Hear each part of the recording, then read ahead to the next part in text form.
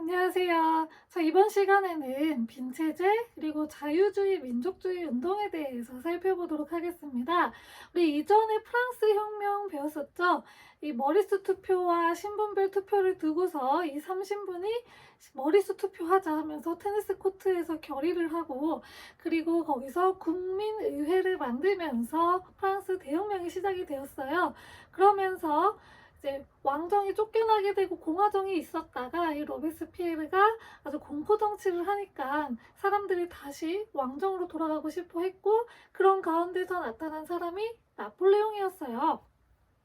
이 나폴레옹이 권력을 잡으면서 프랑스는 역사상 처음으로 황제가 등장하는 제1제정 시기에 들어가게 되었고, 이 나폴레옹이 또 이제 유럽 원정을 떠났었는데 러시아 원정에서 좀 큰 타격을 입으면서 엘바 섬으로 이제 유배를 가게 되었고, 거기서 탈출해서 워털루 전쟁에서 또 패해서 최종적으로는 세인트 헬레나 섬으로 유배가 되면서 이제 프랑스의 혁명은 끝나게 되었습니다. 자, 그러면서 이제 유럽 사회에서는 프랑스 혁명 이전의 모습으로 유럽을 다시 되돌리려고 하는 빈 체제가 등장을 하게 됩니다. 이 프랑스 혁명이 일어나면서 유럽 내에서는 이 프랑스 혁명에 반대하는 대프랑스 동맹이 맺어졌어요. 왜냐하면 프랑스 혁명은 왕에 반대하는 그런 혁명이었잖아요. 그러니까 이제 왕을 몰아내고서 왕이 없는 세상을 만든 거잖아요. 근데 당시 유럽의 각각의 국가들은 왕이 통치를 하고 있는 그런 시대였어요. 그러니까 그 다른 나라의 왕들이 볼 때 이 프랑스 혁명의 이념들이 널리 퍼지게 되면 자기 나라에서도 이제 왕을 내쫓는 일이, 그런 혁명이 발생할 위험이 충분히 있겠죠. 그래가지고 이 프랑스 혁명의 이전으로, 프랑스 혁명 이전의 유럽 사회로 다시 돌아가자라고 하는 그런 결의를 하게 돼요. 그게 바로 이제 빈체제라는 건데요. 왜 빈체제냐? 오스트리아의 빈에서 모였어요. 오스트리아의 수도였던 빈에서 모여서 이야기를 한 거죠. 그래서 무엇을 얘기했다고요? 프랑스 혁명 이전.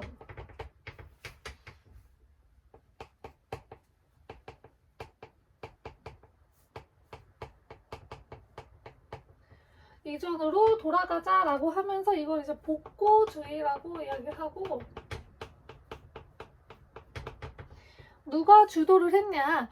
이 오스트리아의 재상이었던 메테르니가 주도를 합니다.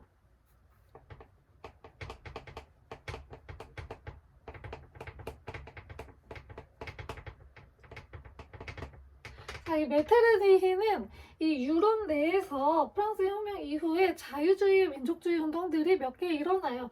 대표적으로 이제 독일의 학생들 보르센 샤프트라고 하는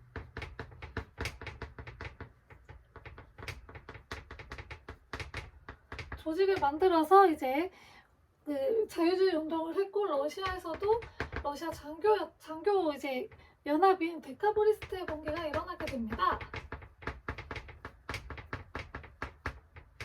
이러한 이제 자유주의 민족주의 운동들을 탄압을 하고, 이 메테르니가 뭘 하냐면 대학에 감찰반을 보내요. 그러니까 비밀 경찰 같은 거 보내고 언론 탄압하고 이런 식으로 해서 자유주의와 민족주의 운동이 일어나지 못하게 했어요.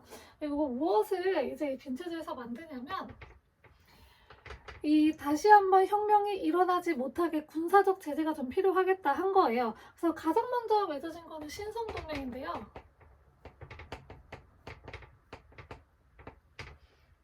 이거는 러시아, 프로이센, 그리고 오스트리아가 모여서 만들었어요. 신성동맹을 맺었는데, 이 말은 신성이 들어가잖아요. 신성. 그리고 유럽이잖아요. 그래서 기독교가 관련이 있어요. 크리스트교의 그런 신앙의 힘으로 이런 혁명을 좀 막고 세상을 안정시키고 평화롭게 이제 유지를 하자라고 하는 게 신성동맹이었고요. 이후에 사국동맹이 등장을 해요. 사국동맹은 이 세 나라에다가 뭐가 포함이 되냐? 영국이 포함이 됩니다. 그래서 사국동맹을 맺는데, 이 사국동맹에는 무엇이 들어가냐면 군사가 들어가요. 그래서 군사적으로 제재할 수 있는 근거를 마련을 하게 되었습니다. 그래서 이런 것들을 이제 신성동맹, 사국동맹까지 만들면서 더 이상 혁명이 일어나지 못하게 좀 제재하고 막자, 이런 이제 빈체제가 성립이 되었습니다. 자, 이런 가운데서 이제 프랑스 혁명에 영향을 받아서 여러 나라들이 독립을 위한 움직임을 좀 벌여요. 이제 대표적으로 그리스는 당시 오스만 튀르크의 그런 간섭을 받고 있었고, 그리고 라틴 아메리카 등이 있는데요. 이제 그리스 같은 경우에는 아까 얘기했듯이 오스만 튀르크의 간섭을 받고 있었고, 그리스는 고대 그리스가 있었던 자리잖아요. 그래서 유럽인들은 이 고대 그리스 로마를 이 유럽의 그런 시작점, 약간 근본 이런 식으로 생각을 많이 했어요. 특히 문학, 예술의 거의 시작이라고, 자신들의 그런 문화의 시작이라고 보았기 때문에 예술가들은 이 그리스를 굉장히 좋아했습니다. 그래서 이 그리스의 독립을 지지하기 위해서 드라큘루와 그리고 뭐 바이런 같은 이런 예술가들이 이 그리스의 독립을 지지를 해줬어요. 그래서 그리스는 최종적으로 독립을 할 수 있게 되었고요. 그리고 이제 라틴 아메리카인데요. 라틴 아메리카는 뭐 IT에서는 투생 루베르티르, 이게 한 사람이에요. 그리고 베네수엘라, 볼리비아 이쪽에서는 시몬 볼리바르라고 하는 사람이 주도가 되어서 이제 독립운동을 펼쳤고요. 그리고 미국에서 멀로 선언이라는 것을 선언합니다. 멀로 선언은 뭐냐? 유럽인들, 니네 우리 아메리카에 간섭하지 마. 식민지도 삼지 마. 우리 아메리카 내의 일은 아메리카끼리 해결을 할게. 그러니까 유럽은 우리 아메리카의 그 어떤 일에도 간섭하지 말라는 멀로 선언을 이야기를 하면서 유럽으로부터의 간섭에서 벗어나려고 하였습니다. 자, 이제 자유주의 운동을 이제 살펴보도록 하겠습니다.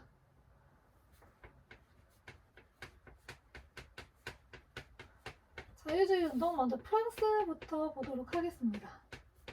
프랑스는 한번 혁명이 아주 크게 일어났던 나라였어요. 프랑스 대혁명이 일어나면서 공화정을 한번 경험을 했잖아요. 그랬던 나라였는데, 이제 그 나폴레옹이 쫓겨나게 된 후에 부르봉 왕가가 다시 부활을 하게 돼요. 그래서 당시에 루이 18세가 왕이 되었습니다.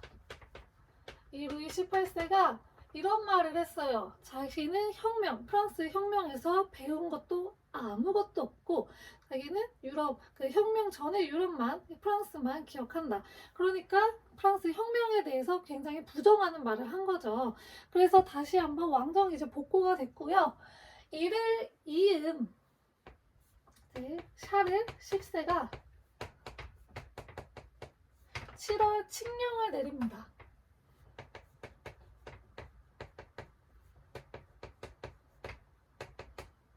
출판물 검열 등 이제 전제 정치를 부활하는 그런 짓을 벌인 거죠. 그러니까 사람들이 한번 이제 자유를 맛봤죠. 그러니까 이거를 참을 수가 없어요. 그래서 이거에 대항해서 7월 혁명이 일어나게 되었습니다. 이 7월 혁명이 일어나서 온건파가 이때는 권력을 잡아요. 온건파가 권력을 잡아서 제한 선거가 있었어요.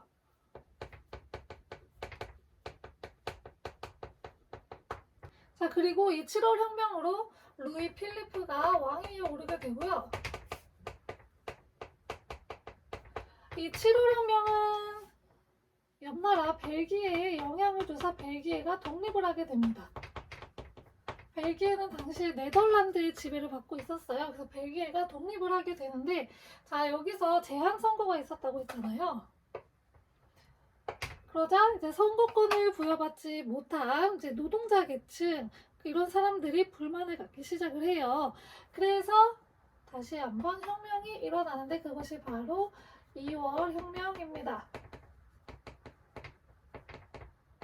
이 2월 혁명으로 왕정이 아예 끝나게 됐어요. 이때는 이제 왕이 있는, 그러니까 왕은 있는데 통치하지 않는 입헌군주정이었거든요. 근데 이 왕도 아예 없애버리는 공화정이 시작이 돼요. 근데 아무리 공화정이어도 누군가 한 사람이 나라를 좀 다스릴 사람이 필요하잖아요. 그래서 투표를 했어요.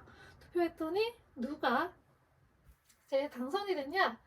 우리 나폴레옹 배웠죠. 프랑스 혁명 끝나고 나폴레옹이 권력을 잡았죠. 그 나폴레옹의 조카였던 루이 나폴레옹이 당선이 돼가지고 이 사람이 이제 지배를 했는데 그 피 어디 안 간다고 이 사람도 황제가 되고 싶었어요. 그래가지고 투표를 진행을 하는데 이 나폴레옹이 황제가 돼요. 왜 됐냐? 그러니까 일단 이 당선된 것부터가 굉장히 약간 좀 감정적으로 당선이 된 게 나폴레옹이 세인트 헬레나 섬으로 유배를 갔다고 했잖아요. 그때 요맘때쯤 해가지고 나폴레옹이 사망을 하고 그 유해가 프랑스로 돌아오게 되었어요. 그래서 사람들이 약간 좀 그런 감성에 젖은 거죠. 옛날에 그래도 우리 통치자였고 그랬잖아요. 그래가지고 약간 그 감성이 건드려져서 얘가 그 대표로 뽑힌 거거든요. 그래서 또 누이 나폴레옹이 황제 자리에 오를 수까지 있게 되었어요. 그래서 무엇이 시작되냐?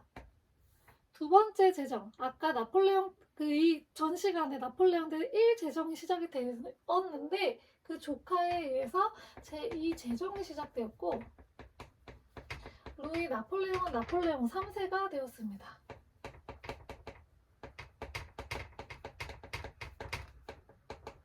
그래가지고 뭐 크림 전쟁에도 참여를 하고요. 근데 별로 큰 소득은 없었고 오스만이라고 하는 사람을 이제 그 등용을 해가지고 파리의 근대를 그 파리의 도시를 근대화 시켰어요. 그런 역할을 해서 그리고 파리 만국 박람회도 개최를 하고 이런 일을 했습니다. 하지만 큰 성과는 없었고요. 이때 나폴레옹 3세 때 프로이센하고 전쟁이 있었어요. 전투에서 프랑스가 패배를 합니다. 이것이 기폭제가 돼서 나폴레옹 3세는 쫓겨나게 되고 제2 제정은 무너지게 되고 파리 코민이 이제 들어서게 되는데요. 요거는 이제 제2 제정 황제를 몰아내고 자기들끼리 이제 자치 공동체를 만든 거예요. 이 파리 코민이 형성이 되었으나 이 파리 코민도 곧 안 가서 이제 무너지게 되었고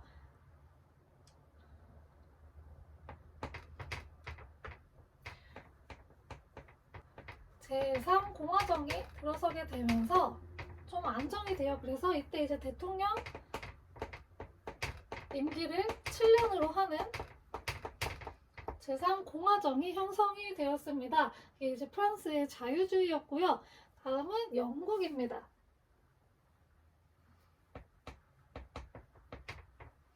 영국은 이제 주로 선거법 개정으로 이것이 나타나게 되는데요. 자, 영국은 먼저 선거법을 보면 선거법에 여러 개정이 있었어요. 자, 그래서 1차 개정 때는 부패 선거구를 없앴어요. 자, 부패 선거구가 뭐냐? 선거구라는 게 있어요. 선거를 하기 위해서 지역을 정해놓는 게 있는데 우리나라도 그 정해져 있어요. 그래서 그 지역에 한 명씩 뽑는 거잖아요. 한 지역에 한 명, 한 지역에 한 명. 인원수가 많은 지역 같은 경우에는 그 한 지역을 또 갑을병정 이러면서 나눠 놓거든요. 거기서 한 명, 그러니까 수원은 을까지 있어요. 5개가 있는데, 그러니까 수원, 을, 수원, 뭐 갑 해가지고 5개의 그 국회의원을 뽑는 거예요. 그런데 이 선거구가 영국이 산업혁명도 거치고 하면서 사람들이 도시로 많이 이주를 하게 됐어요. 그래서 농촌에는 인구가 줄어들게 됐어요. 그럼 국회의원 수도 줄어들어야겠죠. 근데 그렇지 않고 그 기존에 있던 그 수가 그대로 유지가 되었고, 도시 내 인구가 늘어나니까 국회의원 수가 늘어나야 되는데 그러지 않고 그것도 계속 유지가 되고 있었던 거예요. 이거 이제 부패 선거구라고 해요. 일이 제대로 돌아가질 않잖아요. 그렇게 하면. 그래서 이 부패 선거구를 없애고 선거구를 다시 조정을 했고요. 그리고 이제 2차 때는 도시 노동자들한테 선거권을 줬어요. 자, 어떻게 줬냐? 이 원래 노동자들은 선거권을 가지지 못하고 영국도 마찬가지로 돈이 많은 사람들한테만 선거권을 줬었어요. 그러다 보니까 노동자들이 불만을 갖고 인민헌장이라는 것을 반포를 합니다. 그래서 우리도 선거권 달라 라고 이야기한 거예요. 이걸 차티스트 운동이라고 하는데, 그래서 노동자들도 선거권을 획득을 하게 되었습니다. 그래서 2차 때는 도시노동자였고요. 3차 때 농촌노동자에게 선거권이 돌아가게 되었습니다. 자, 그리고 4차 때 누구한테도 이제 드디어 선거권이 오냐? 여성한테도 선거권이 오게 되었습니다. 근데 모두는 아니고 30세 이상이고요. 남성은 21살. 이 이제 선거권을 가지게 되었고요. 5차에 들어서서 남녀 모두 21살 때 선거권을 가져가게 되는 이런 선거법 개정이 이루어지게 되었습니다. 이게 이제 영국의 선거법 개정이고요. 그리고 영국 자체 내에서 또 개혁이 몇 개 이루어졌어요. 영국은 그 이전부터 영국 내에 그걸 보호하는 보호법을 좀 많이 만들었었는데, 대표적인 게 공물법하고 항해법이거든요.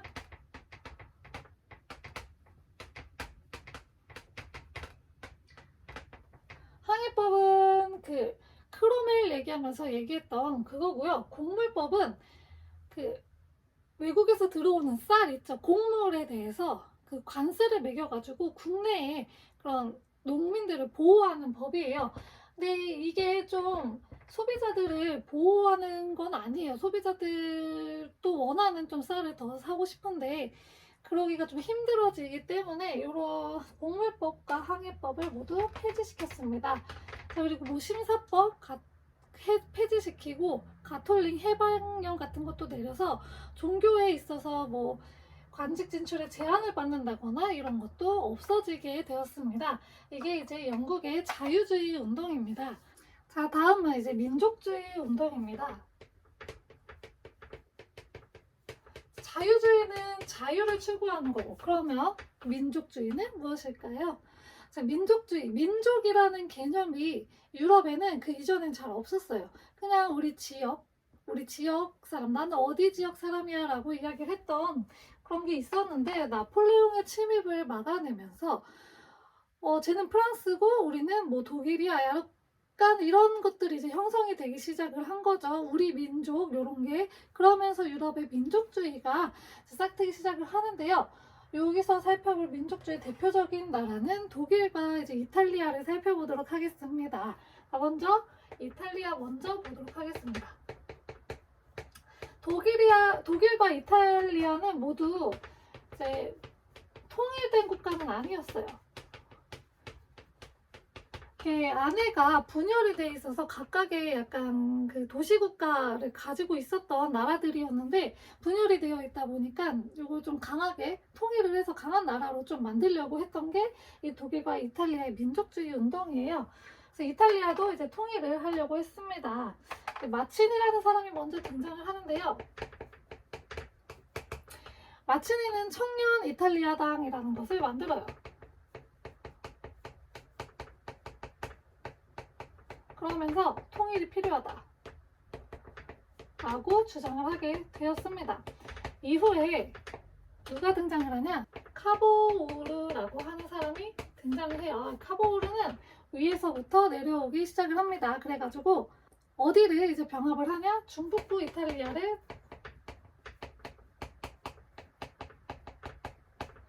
병합을 해요. 그리고 이후에 이제 가리발디가 등장을 하면서 남쪽에서 이제 시칠리아랑 나폴리 이런 데를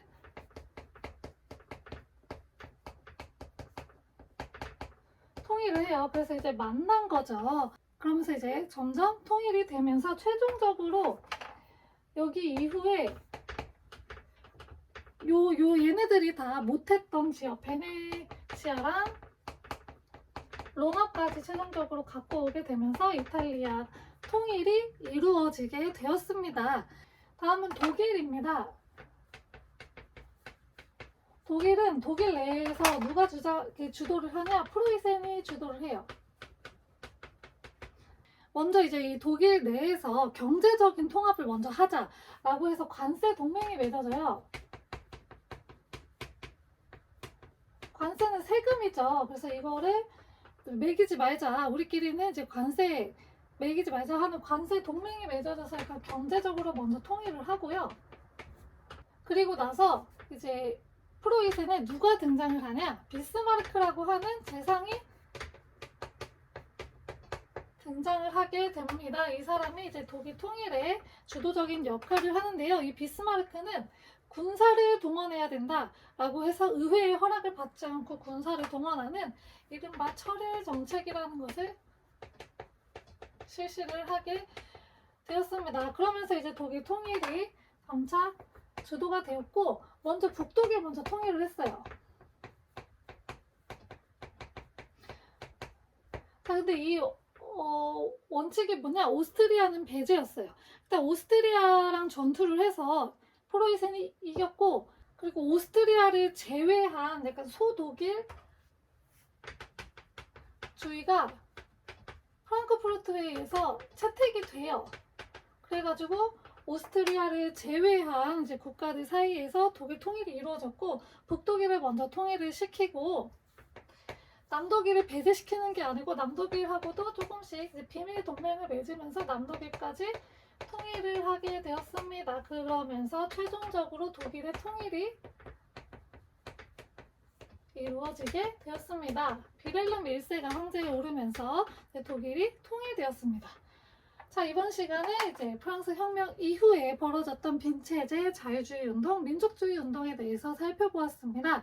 이 빈체제는 프랑스 혁명 이전으로 돌리자. 그래서 다른 나라 왕들이 이제 불안에 떨고 있으니까 우리나라에서는 절대로 혁명이 일어나지 못하게 하는 그런 빈체제를 실시를 하였고, 그리고 하지만 사람들은 이미 한번 자유를 맛봤기 때문에 자유주의 운동과 민족주의 운동이 계속 일어나서 그리스가 독립을 했고, 그리고 라틴 아메리카도 독립운동을 해서 독립을 했고요. 미국은 멀로 선언을 발표를 해서 절대로 아메리카에게, 유럽은 아메리카에 간섭하지 말아라 이야기를 한 거죠. 자, 그리고 프랑스에서는 다시 한번 자유주의 운동이 시작이 되었습니다. 샤를 10세가 7월 칙령을 내리면서 전제 정치를 다시 실시하려고 했고, 막 언론 탄압도 하고 이러니까 온건파들이 이제 반란을 일으켜가지고 7월 혁명이 일어나게 되어서 루이 필리프를 왕으로 앉히고 입헌군주제를 실시했는데, 이거에 대해서 이제 제한 선거도 하고 입헌군주제도 하니까 이거에 불만을 품은 급진파들과 노동자들이 다시 반란을 일으켜가지고 2월 혁명이 일어나게 되었습니다. 이 2월 혁명은 빅토르 위고의 소설 레미제라블의 배경이 되기도 했어요. 그래서 바리케이트 친 시가전이 굉장히 상징적인데요. 이 2월 혁명이 일어나게 돼서 정말로 이제 프랑스 왕정은 사라지게 되고 공화정이 다시 실시가 되었습니다. 자, 그런데 그래서 이제 루이 나폴레옹이 당선이 되었는데, 이 루이 나폴레옹은 자기 삼촌 따라서 황제의 자리에 다시 등극을 하게 돼서 프랑스는 재정이 다시 시작이 되었다가, 이후에 프로이센과의 전투 실패로 그 전투에서 패배하면서 나폴레옹 3세는 물러나게 되었고요. 그리고 다시 이제 공화정이 실시가 되었습니다. 이제 프랑스는 그렇게 됐고, 영국 같은 경우에는 보통 선거법 개정으로 많이 이루어졌어요. 그래서 이제 처음에는 돈 있는 사람들한테만 줬다가 노동자들이 우리한테도 선거권을 달라 하는 차티스트 운동이 일어나서 노동자들에게도 주고 이후에는 여성들에게도 이제 선거권을 주게 되면서 선거권 개정이 이루어졌고 그리고 보호무역을 중시했던 그 공물법과 항해법이 폐지가 되면서 자유방임주의로 돌아서게 되었습니다. 민족주의는 독일과 이탈리아에서 일어났는데요. 독일, 이탈리아는 모두 이제 통일된 국가가 아니었고 도시국가들 그리고 그 연방 국가들이 좀 있었던 곳이었는데 여기를 통일을 이제 이탈리아, 독일 각각 통일을 하면서 민족주의 운동이 일어났다 이야기했습니다. 자, 이번 시간은 여기까지고요. 다음 시간에는 이제 미국이 내전을 한번 겪어요. 그리고 러시아의 재정은 어떻게 진행이 됐었는지에 대해서 이야기해 보도록 하겠습니다. 감사합니다.